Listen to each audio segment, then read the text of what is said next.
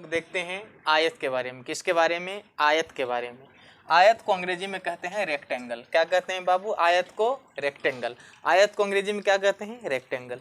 आइए सबसे पहले हम लोग क्या करते हैं, आयत बनाते हैं, उसके बाद आयत का क्षेत्रफल, आयत का परिमाप और आयत का विकर्ण निकालना हम लोग सीखते हैं। कैसे निकाला जाता है तो सुनिए, सबसे पहले आप लोग एक आयत बनाइए, ठीक है।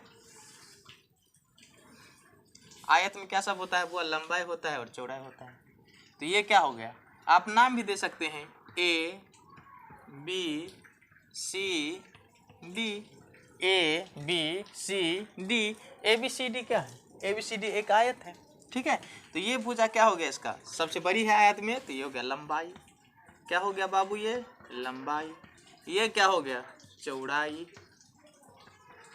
ठीक है, चौड़ाई।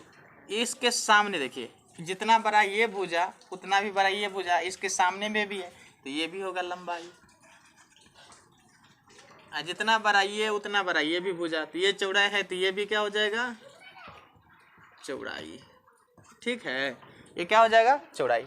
इसको बीचों बीच अगर हम एक लाइन खींचे, कैसे खींचे? इस प्रकार, इस कोना से उस कोना, तो ये क्या हो जाएगा? विकर्ण। क्या हो जाएगा बाबू? ये होगा विकर्ण। कोई तकलीफ? आइए आज हम लोग क्या करते हैं, सबसे पहले इसका पहले हम क्या निकालते हैं? आयत का क्षेत्रफल, उसके बाद आयत का परिमाप, उसके बाद आयत का विकर्ण हम लोग निकालना सीखेंगे। देखिए तो सबसे पहले आयत का क्षेत्रफल निकालते हैं। देखिए आयत का जो क्षेत्रफल होता है, आयत का क्षेत्रफल होता है वो क्या होता है? लंबाई गुने चौड़ाई। आयत का क्षेत्रफल क्या होता है? लंबाई गुने चौड़ाई। लंबाई गुने चौड़ाई। आयत का क्षेत्रफल क्या होता है? लंबाई गुने चौड़ाई। आयत का क्षेत्रफल क्या होता है? लंबाई गुने चौड़ाई, ठीक है। आयत का क्षेत्रफल क्या होता है? लंबाई गुने चौड़ाई। अब देखते हैं हम लोग आयत का परिमाप। क्या देखते हैं? आयत का परिमाप। परिमाप कहिए या परिमिति कहिए, बात बराबर है। सुनिए, परिमाप का मतलब क्या होता है? सभी भुजाओं का योग। परिमाप का मतलब क्या होता है? सभी भुजाओं का योग। तो देखिए लंबाई दूगो चौड़ाई दूगो, तो इसका परिमाप का सूत्र क्या होगा? तो 2 इंटू लंबाई प्लस चौड़ाई। 2 इंटू लंबाई प्लस चौड़ाई। 2 इंटू लंबाई प्लस चौड़ाई। तो आयत का परिमाप क्या होगा? 2 इंटू लंबाई प्लस चौड़ाई। अब हम समझते हैं क्या हुआ? आयत का विकर्ण। आयत का जो विकर्ण होता है, रूट अंडर लंबाई स्क्वायर प्लस चौड़ाई का स्क्वायर। सुनिए, तो आयत का विकर्ण क्या होता है? रूट अंडर लंबाई स्क्वायर प्लस चौड़ाई स्क्वायर। आयत का विकर्ण क्या होता है? रूट अंडर लंबाई स्क्वायर प्लस चौड़ाई स्क्वायर। अब आपको तो ये पूरे सूत्र समझ में आ गया होगा। अब हम समझा देते हैं आपको वर्ग के बारे में, ठीक है। चलिए अब हम लोग देखते हैं वर्ग के बारे में। किसके बारे में? वर्ग। वर्ग को अंग्रेजी में कहते हैं स्क्वायर। वर्ग को अंग्रेजी में क्या कहते हैं? स्क्वायर। आइए पहले हम वर्ग बनाते हैं। वर्ग किसे कहते हैं? जिसकी सभी भुजाएं आपस में बराबर हो, ठीक है। जिसकी सभी भुजाएं आपस में बराबर हो। तो जितना बड़ा ये भुजा उतना ही बराबर ये, उतना ही बड़ा ये और उतना ही बड़ा ये भी भुजा। ये आपके सामने में बन के तैयार हो गया वर्ग। क्या बन के तैयार हो गया? वर्ग। नाम आप दे सकते हैं ए बी सी डी। बी बढ़िया से लिख दीजिए, A B C D, A B C D, ठीक है।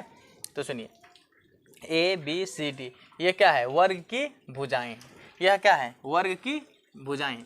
तो वर्ग में कितने भुजा? 4 भुजा। चारों भुजा आपस में समान। चारों भुजा आपस में समान होगा। वर्ग की सभी भुजाएं आपस में समान होगा। जैसे देखिए, अगर मान के चलिए यहाँ पर भुजा है ए बी, तो ए बी बराबर क्या होगा?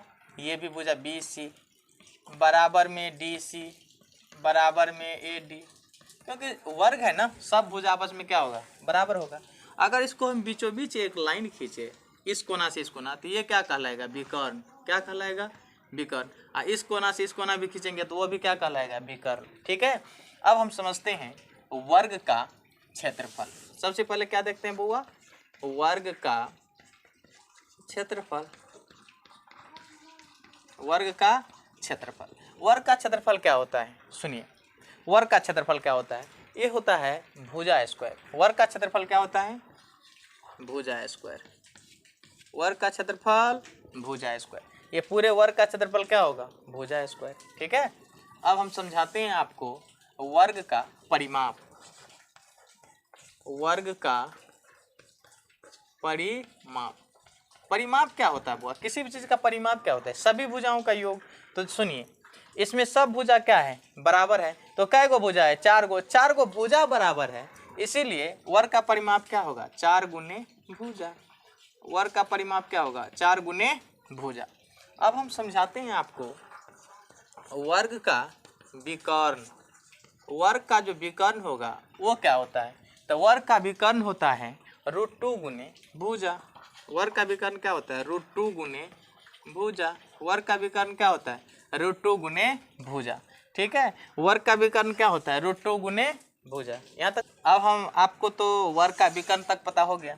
अब हम देखते हैं कि वर्ग का विकर्ण √2 गुने भुजा, ये √2 गुने भुजा कैसे हो गया, इसको हम समझते हैं। सुनिए तो बाबू, मान लेते हैं हम ये वर्ग है, तो वर्ग की सभी भुजाएं तो बराबर है। तो मान लेते हैं ये भुजा ए है, ये भी ये है, ये भी ये है, ये भी ये है। एक ए क्या है? यह भुजा है। ए क्या है? भुजा है। ई भुजा, ई भुजा, ई भुजा, ई भुजा। तो भुजा तो वर्ग में सभी भुजाएं बराबर होता है, इसीलिए हम एक भुजा को ए माने तो सब भुजा भी ए होगा। सब भुजा क्या क्या होगा? ए होगा। आइए देखते हैं वर्ग का विकर्ण। देखिए विकर्ण तो ये है, विकर्ण क्या है? ये है। आपको पता है कि वर्ग हो या आयत हो, इसका प्रत्येक कोण कितना डिग्री का होता है? 90 डिग्री। वर्ग हो या आयत हो, उसका प्रत्येक कोण कितना डिग्री का होता है? 90 डिग्री। तो सुनिए, अब 90 डिग्री का जब होता है तो मान के चलिए इसी त्रिभुज के लेके हम चलते हैं, तो क्या होगा इसमें? समकोण त्रिभुज। क्या होगा बुआ? समकोण त्रिभुज किसमें?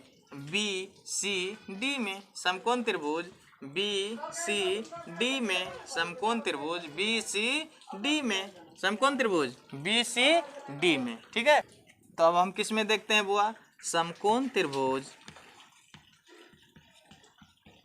समकोण त्रिभुज किसमें? बी सी डी में। समकोण त्रिभुज बी सी डी में। आइए समकोण त्रिभुज बी सी डी में अब लिखेंगे किस नियम से? पाइथागोरस नियम से या पाइथागोरस प्रमेय से लिखेंगे। अब पाइथागोरस प्रमेय से, पाइथागोरस प्रमेय क्या कहता है कि बड़ी भुजा का जो स्क्वायर होता है वह दो छोटी छोटी भुजाओं के स्क्वायर के जोड़ के बराबर होता है। तो पाइथागोरस प्रमेय, तो क्या होगा बुआ? B D. बी डी क्या है? कर्ण है। बी डी क्या है? कर्ण। ये आयत है इसीलिए इसमें विकर्ण लिख दे। तो बी डी, बी डी बराबर क्या होगा? √, देखिए लंब स्क्वायर जोड़ आधार स्क्वायर। कर्ण बराबर क्या होता है? समकोण त्रिभुज में कर्ण स्क्वायर बराबर क्या होता है? लंब स्क्वायर जोड़ आधार स्क्वायर। तो आइए ना, इसको लंब मानिए, इसको आधार मानिए। तो लंब स्क्वायर प्लस आधार स्क्वायर। कोई तकलीफ? आइए ए स्क्वायर तक 2a स्क्वायर। कोई दिक्कत? 2a square. सुनिए 2 का तो वर्गमूल नहीं होता है, तो 2 रूट के अंदर ही रह जाएगा। और 2 गो ए है तो एगो ए बाहर हो जाएगा। एगो ए क्या होगा? बाहर होगा। ए को क्या माने थे? भुजा। इसीलिए हम कह सकते हैं √2 गुने भुजा।